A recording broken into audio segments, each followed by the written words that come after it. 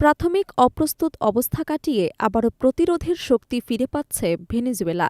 দেশটির রাজনৈতিক পরিস্থিতির মধ্যে সোমবার রাতের ঘটনাপ্রবাহ স্পষ্ট ইঙ্গিত দিচ্ছে ক্ষমতার লড়াই নতুন ও বিপজ্জনক মোড় নিচ্ছে। রাজধানী কারাকাসের আকাশে ওই রাতে ছুটে চলে বিমান বিধ্বংসী প্রজেক্টাইল, আর প্রেসিডেন্ট প্রাসাদ লক্ষ্য করে উড়ে আসা একাধিক ড্রোন ভূপাতিত করতে একের পর এক গুলি ছোড়ে নিরাপত্তা বাহিনী। ঘটনার কয়েক ঘণ্টা আগেই অন্তর্বর্তী সরকারের প্রেসিডেন্ট হিসেবে শপথ নেন রদ্রিগেজ। শপথ গ্রহণের পরপরই রাজধানীতে নিরাপত্তা জোরদার করা হয়। স্থানীয় সময় রাত ৮টার দিকে প্রেসিডেন্টের বাসভবন মিরাফ্লোরেস প্রাসাদের আকাশে অজ্ঞাত উৎস থেকে কয়েকটি ড্রোন উড়তে দেখা যায়।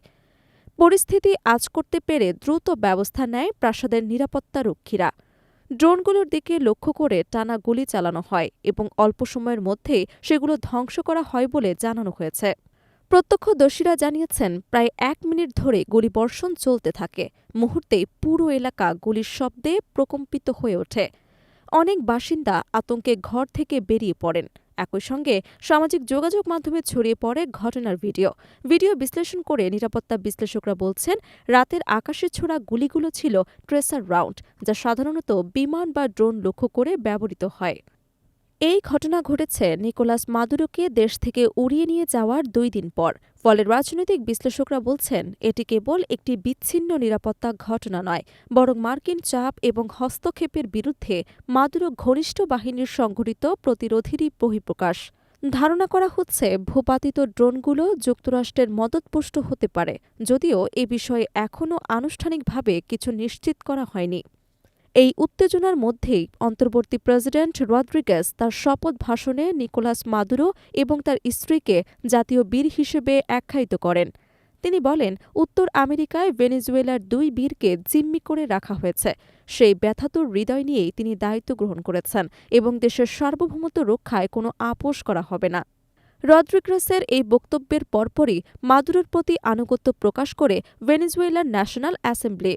এরই মধ্যে সোমবার নিকোলাস মাদুরোকে আদালতে হাজির করা হয়। কাঠগড়ায় দাঁড়িয়ে স্পষ্ট ভাষায় নিজেকে ভেনেজুয়েলার বৈধ প্রেসিডেন্ট দাবি করেন তিনি।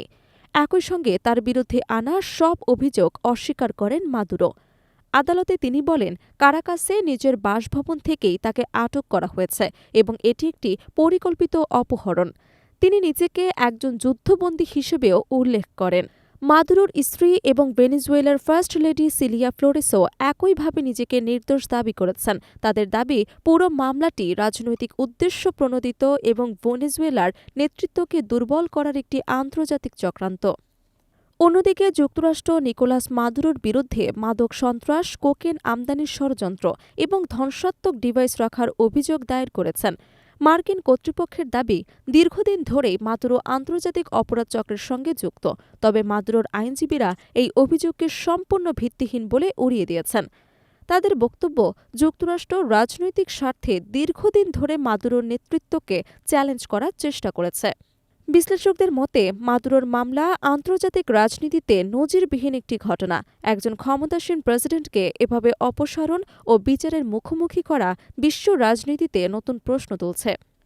একই সঙ্গে কারাকাসের ড্রোন হামলার ঘটনা ইঙ্গিত দিচ্ছে, ভেনেজুয়েলার সংকট এখন কেবল রাজনৈতিক নয়, এটি ক্রমেই নিরাপত্তা এবং সামরিক সংঘাতের দিকে এগোচ্ছে।